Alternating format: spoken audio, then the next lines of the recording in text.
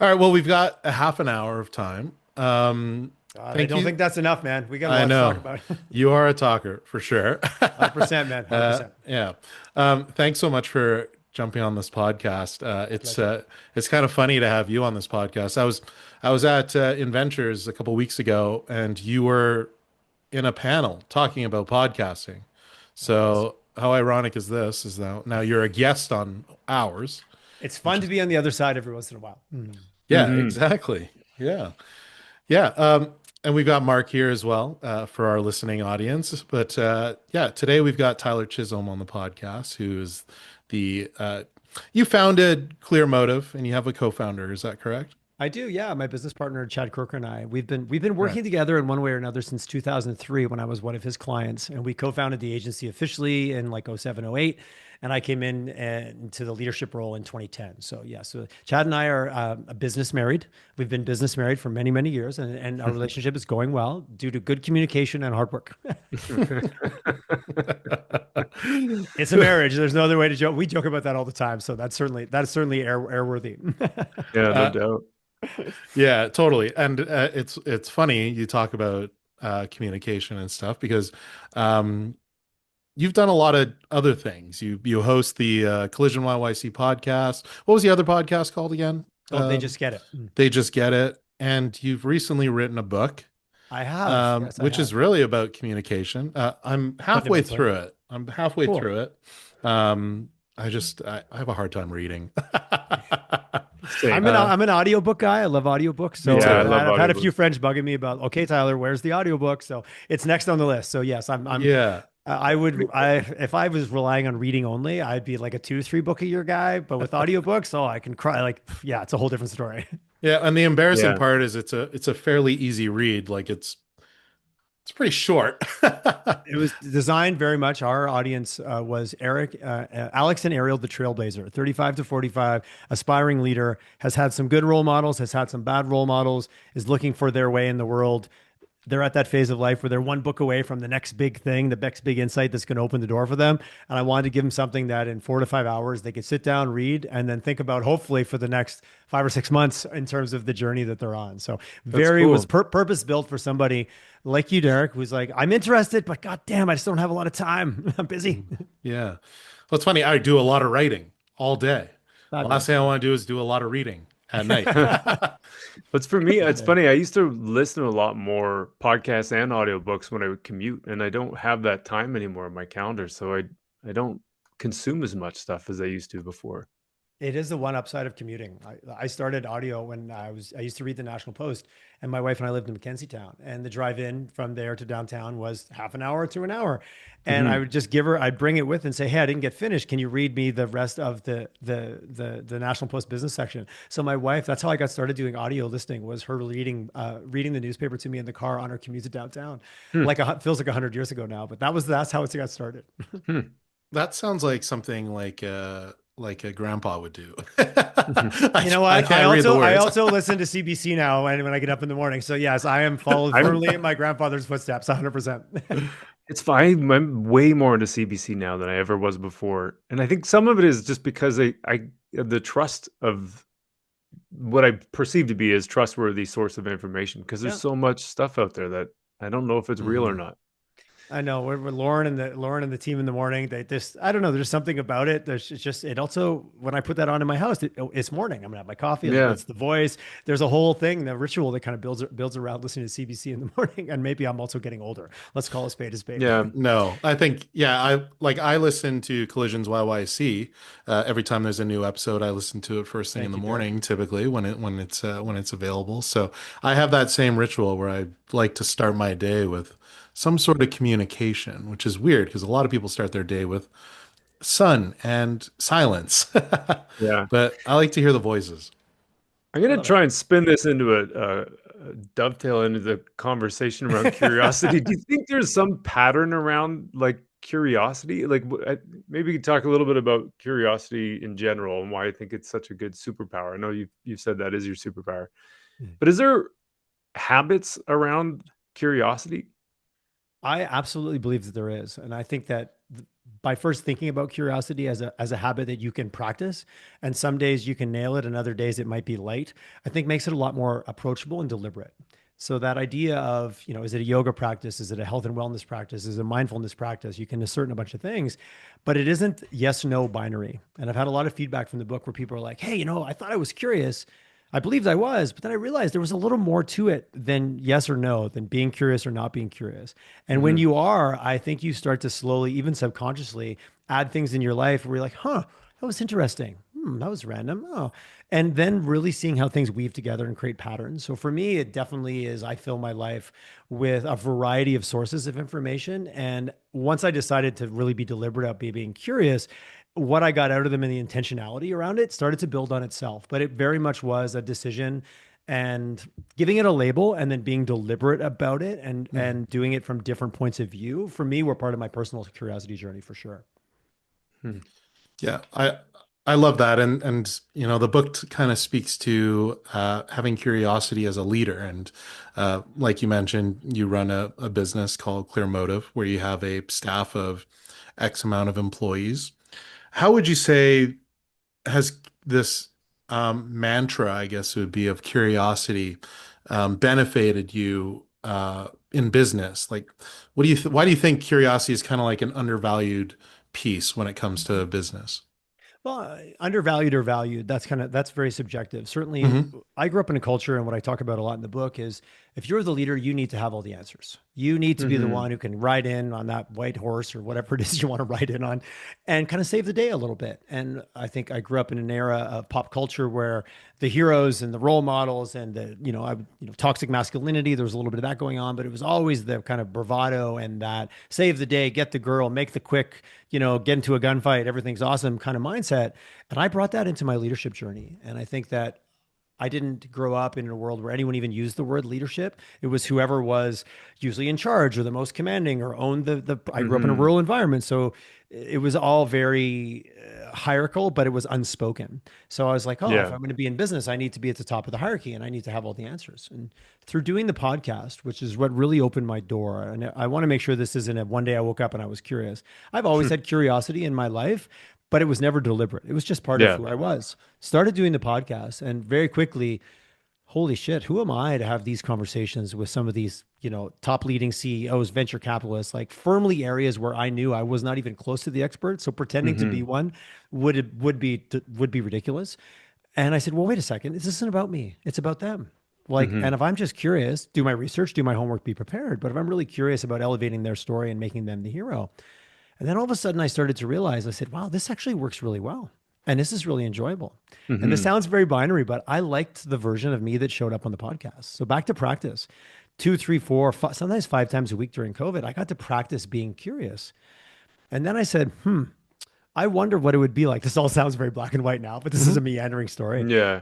I wondered what it would be like if I started to then be a little more deliberately like that with my team as a leader and go, well, okay, I'm not on the podcast, but a lot of these people have a lot of things going on that if I'm just really curious and sit back and not try to have all the answers or the direction or ask a question already knowing what I want the answer to be, this could start to work.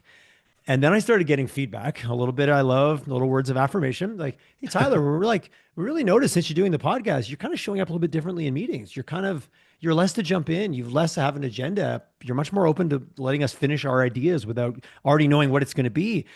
And all that feedback started to translate into like, wait a second, I think this curiosity thing, I might be onto something. But the other part of curiosity is, well, curiously, I just ripped my microphone out of the socket. Um, is what you're just saying is there's also a component of listening. I know that sounds Absolutely. obvious, maybe, but it's not always you because a lot of people I've been in other places where there's a person will ask questions, and you mentioned asking questions you already know the answer to, and there's a little bit of that sometimes, but also Yeah. just this it's a gesture almost to ask a question as Oh, I like opposed that. to I being like that. intentional about wanting to know the answer that somebody's going to give you, which means you have to listen, right? You do. Which is a lot easier to do if you have if there's valid intent. If it's contrived, I think the other person often, we have very finely tuned bullshit meters. And there's a Yeah. section I talk about at the back at the end of the book, Derek, you'll get to, about weaponizing curiosity, like being very cautious about asking questions that are manipulative or Mhm. directive. Or I like what you said, it's just a gesture. You don't really care. You're just asking me a question because somewhere you learned that it's polite to ask a question, so you did. But yet, okay, I asked a question. I'm good. I really, as going through the book, I came up with a framework for me, which was self curiosity, which we can unpack in a minute. But what I'm hearing you mention more now is that relational curiosity. What might I know? What do I not know about this other person, of where they're coming from, what their perspective is, what their thoughts are on something, and not jumping to some conclusion that, oh, I had an interaction with them before, so I already know how they're going to react. Being really curious for me is also allowing what shows up to show up in that situation and Mm-hmm. legitimately be interested in it because I believe it'll lead to a better outcome. And that was a Mm-hmm. shift of, if I know more and I sometimes feel more and get more, like, I don't want to make this touchy feely because it can be very black and white, but this is going to give us a bigger option to be strategically curious as we work through this conversation. And I did it into the context of work, because work, there is a belief in my mind. We've all agreed to come together to achieve some goal that's bigger than each of us on our own.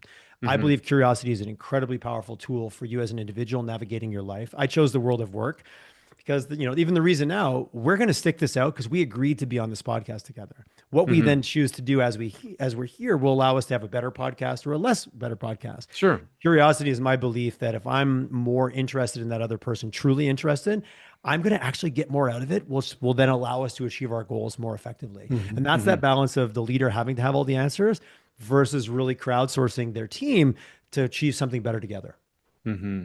Yeah, there is an interesting component to that, right? Like it's journalism 101, but you can use it not just in broadcasting or podcasting but you can use it in real life where it's just active listening.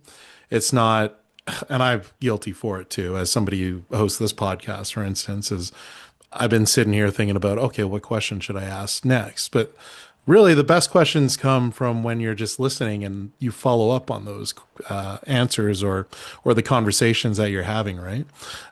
Which is amazing. And again, in journalism, there is a bit of an agenda. Hey, we got to steer this conversation one way, and we also have a time we got to hit and all that stuff. But I Mhm. always find that the best interviews and the best conversations you have, even in your personal life, are the ones where you're really just invested into listening to the person you're communicating with, and you're not thinking about the next thing to say.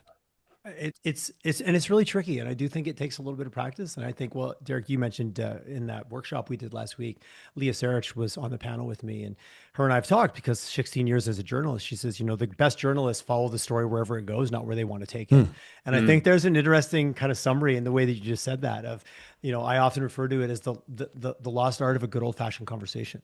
Yeah. Mm-hmm. When you sit down with someone at a coffee shop, you don't go, well, here's my agenda for today. Here's exactly what we're going to talk about. And by 32 minutes, we should be here.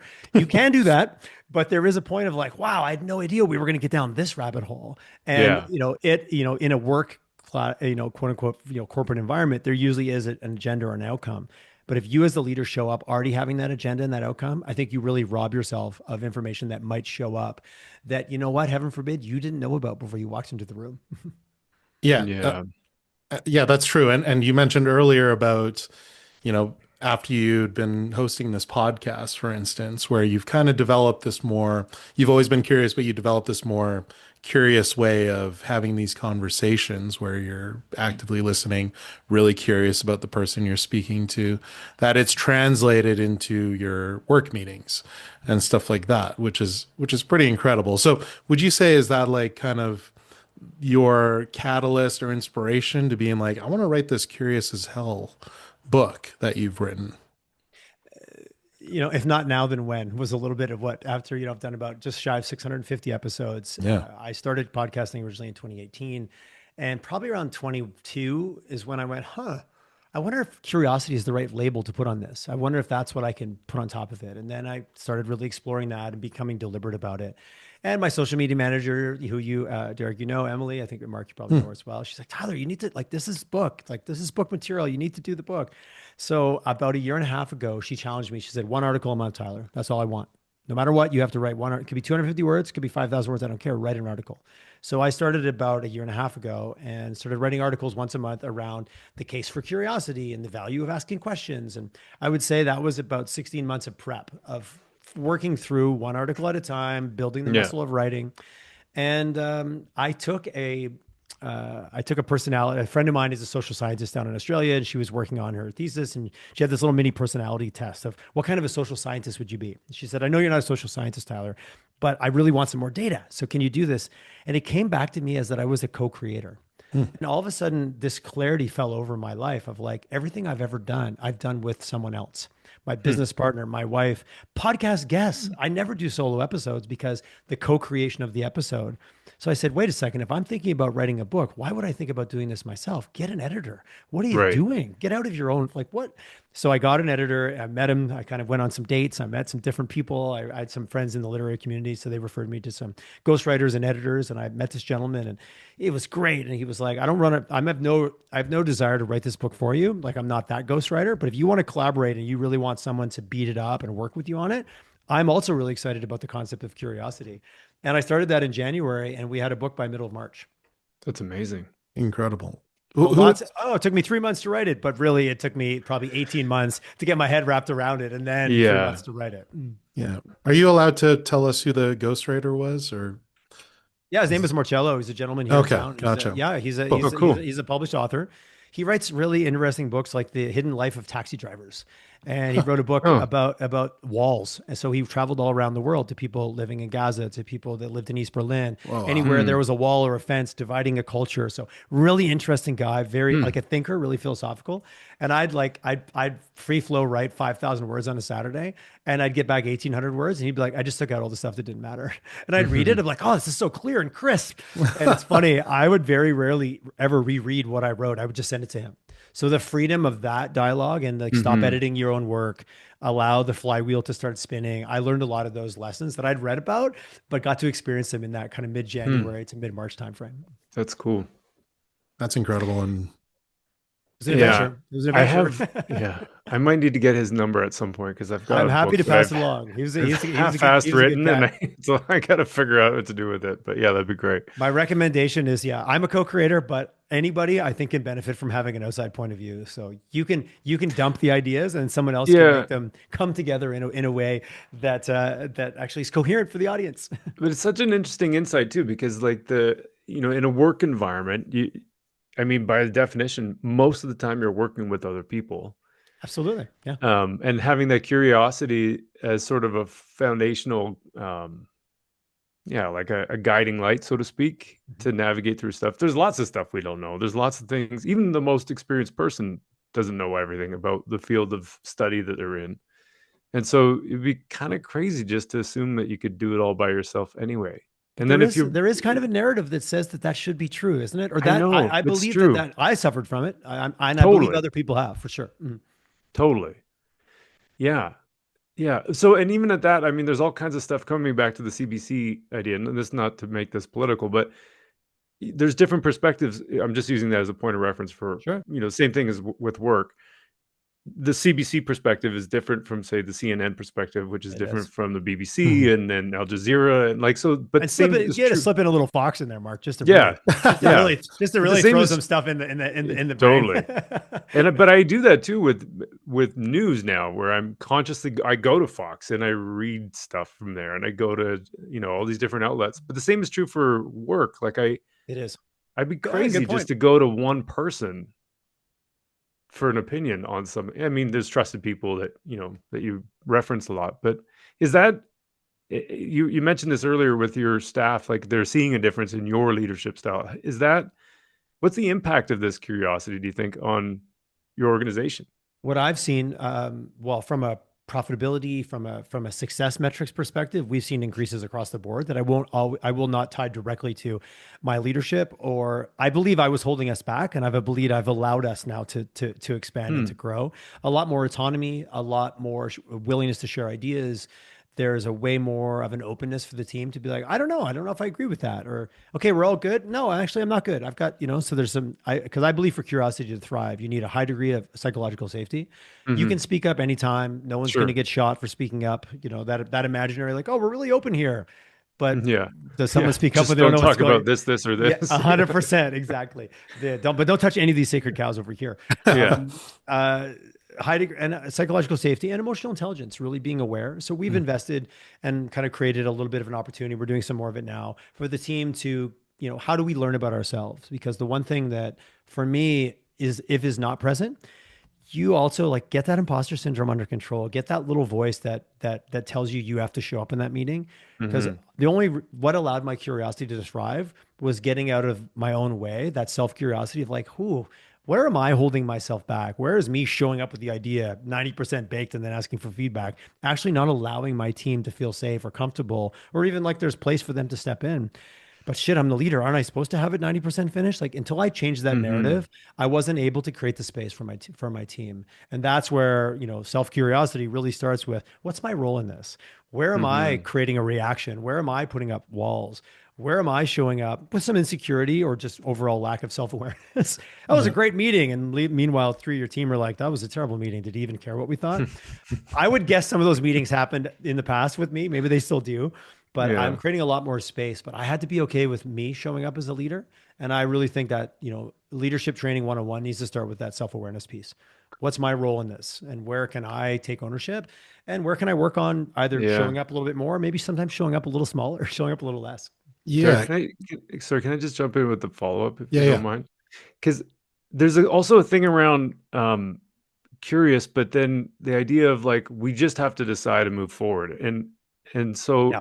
is there a is there like some kind of a cutoff point or space that you have to mindfully create for when we're going to be curious versus when we're not because we have to just move forward with like you know what I mean? Or I is it 100%. always, an opportunity? Curiosity can also be a great stall tactic. Yeah, What I'm going to do, we're going to keep asking questions and we're not going to make decisions. right. Decision paralysis. So I think you have to have a high degree of critical thinking, which also involves different perspectives. I do think leadership matters. Like this isn't an avocation for, oh, we're a flat organization. Everyone gets a say.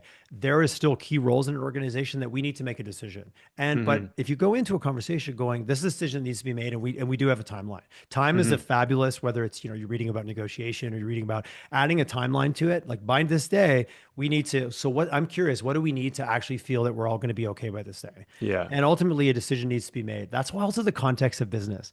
You and I, if the movie's at 8 o'clock, sooner or later we got to decide what movie we're going to. Or we're not going to make it to the movie. It's Mhm. just that's right. the world. So I love timing as a factor, and I love the idea of, okay, is this questioning move us forward, or is this introspective paralysis? Have you ever Hmm. left the meeting and done the, I should have said this, I wish I would have said that, Totally. or you woke up at Yeah. 3 in the morning and go, oh my God, my grandmother used to say, I quoted her in the book, you can't build a barn at night, so there's no point lying awake worrying about it.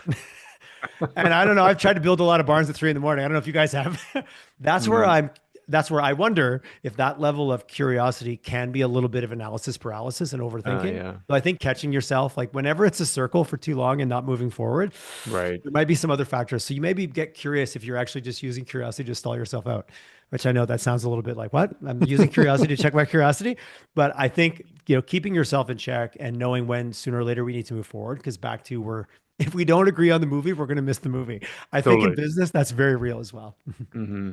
Yeah, that's really interesting because I remember in the book you're kind of talking about these frameworks, right? So that self-curiosity is one of the frameworks. So can you kind of walk us through like how you've used it in your, I don't know, I guess your own journey with, let's say, as a business leader at Clear Motive and how that's worked out for you?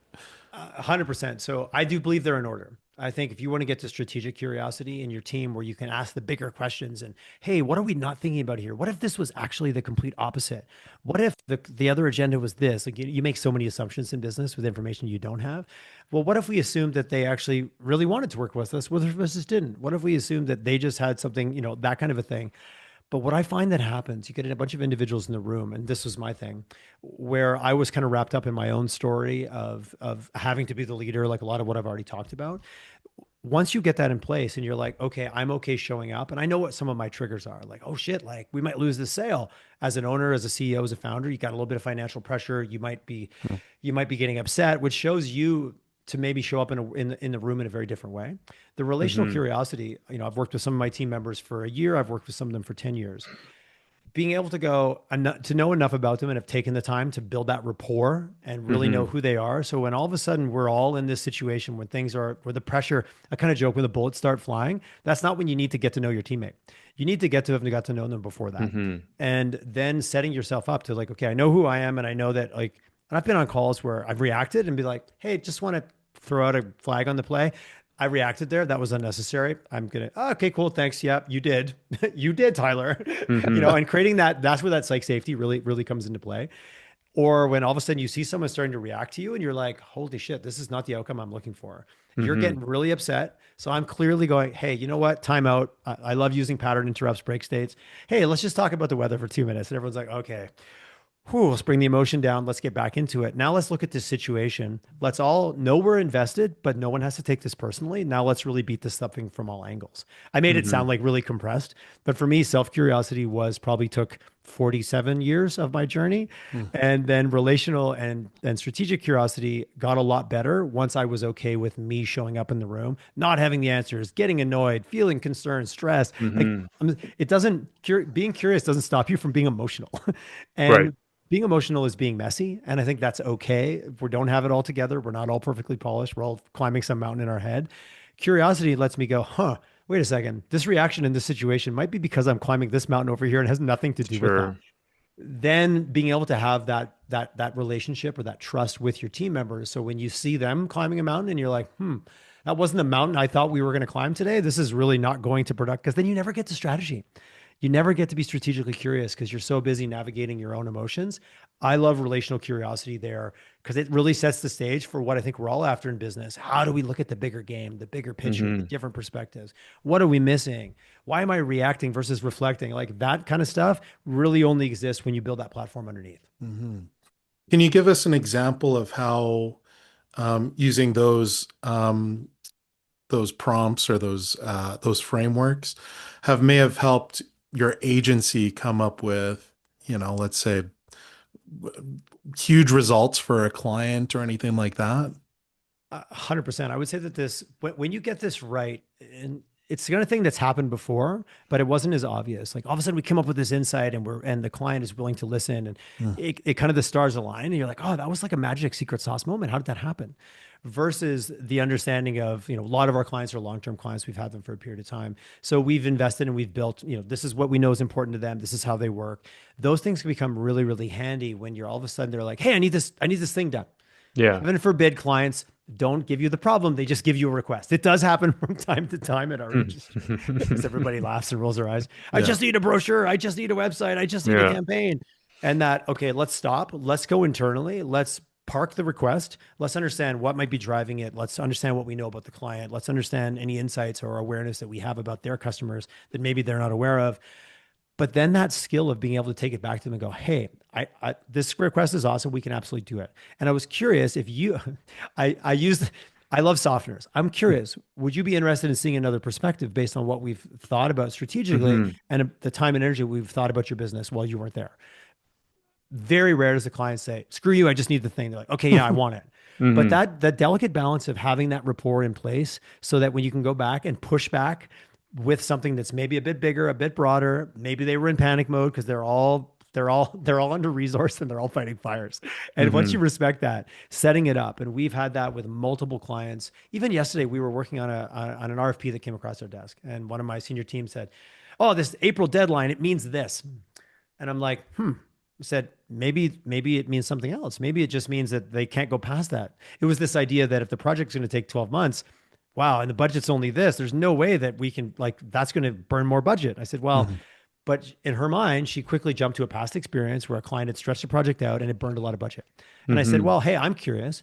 What if that's just by then it has to be like, what if the deadline is what we tell them, but they can't go past April? Huh.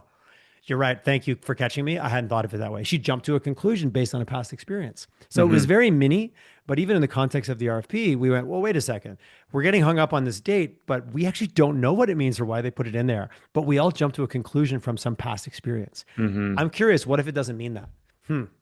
Yeah, okay, you're right. I said, hey, great point. I get where you're coming from. And I Hmm. wonder if we just park that and we could ask that in the questions. Okay, great. And it got us back to what we should be talking about, not getting on some arbitrary date in an RFP Hmm. that actually in my mind didn't really mean anything at all. Yeah, and like, jumping to conclusions can obviously backfire, but Every time, Derek. Yeah, I'm sure being too curious could backfire too, right? You got to know when to, you have to know when to cut it. And I think Yeah. rapport makes a big thing. Like I'll ask any questions of anybody anytime, but how much rapport you have before you ask that question, it kind of sets the stage for permission. sure. And if curiosity just burns time and all of a sudden you're spinning, the Yeah. perfectionist procrastinator, the curious procrastinator. No, but I'm Yeah. asking questions. Okay. You're avoiding actually making a decision. That's Yeah, where I think that critical thinking piece comes in. yeah. You missed the movie. Yeah. That's going to be my new one. It's like, well, the movie's at 8, so it's 10 to 8. Are we picking or are we not? You missed the What's my CFO say? That's Tyler, I've taught great. my kids this. I've taught everyone this. Doesn't matter how good your work is. If you're not on time, you might as well have never done it. I'm like, that's a very good point, Lorraine. True, Yeah. which is funny because people usually say, "Hey, better late than never," but sometimes no, I guess. In the world of business, showing up late is your first miss. Like, That's true. Oh, thank yeah. you, Dale Carnegie. Yeah. Hey, come on. It's one of the few books I think I've read 3 or 4 times. So good call. Good Yeah. call. Well, this has been awesome, Tyler. Thank you for joining us. It's such My a pleasure. Thanks, guys. That went by great too quick. topic. That went by too fast. I Yeah. know. It's just such a great topic, and it like there's so much you could dig into and so many areas to explore, and yeah, and it applies to so much more than marketing. And while we were talking, I was like, it's a really interesting marketing thing, but I'm like, it's not just a marketing thing. It's just a personal, Yeah. like a people It's thing. life. Yeah. Yeah. If you're not curious as a marketer, I think you're sunk. Yeah. Totally. Yeah. There's Like so many curious things we don't know. and curious about what new technologies around the corner, what you should pay attention to, what you should ignore. But the thing I love the most, and something we've really gone all in on as an agency, is being fanatical about your customers. And for us, it's being fanatical about our customers' customers, and that comes from a Right. deep level of curiosity and not believing, falling in love with the problem from their eyes, not from your interpretation. Or in Yeah. marketing, you have to be so careful. You fall in love with what your client tells you their version of their client's problem is, or Mhm. Yeah. sometimes you got to go direct. And I think a curiosity gives you the energy for something that you don't always have time to do. And I think Yeah. that's where, as a marketer, if you're not curious, this might not be, I don't know what would be the right career for you, but this might not be the one. And if you Hmm. are, welcome to the family. Yeah. Yeah. Right. It's interesting. I was about to ask you, if there's like a tattoo that you can give a marketing leader from the book. What would be like that big takeaway from the book that you'd want to give people who I read thought I it? was literally doing a tattoo. I'm like, just put a big question mark on your arm. I was literally designing a tattoo in my head. Um, it all starts with you and the opportunities that it can open, from a growth mindset perspective, that no matter what, there's always something more that you can take in and build on and scale from. And as a marketer, as a business person, but as a leader, and I think we're all leaders in context, whether you're leading a pitch or leading a team or Hmm. leading on who goes to the movie. Believing you have to have all the answers, not only is it unrealistic, unsustainable, I believe it's absolutely exhausting. And we live Hmm. in a world where we have more variables coming at us faster than we ever had before. Curiosity, I think, not only is a superpower, but I believe it's the counterpoint to a world that, if you allow it, will completely drown you in stuff Hmm. and things. Relying on your team and allowing them to have a voice at the table, I think it's table stakes. I think it's a non-negotiable in the world we live in today.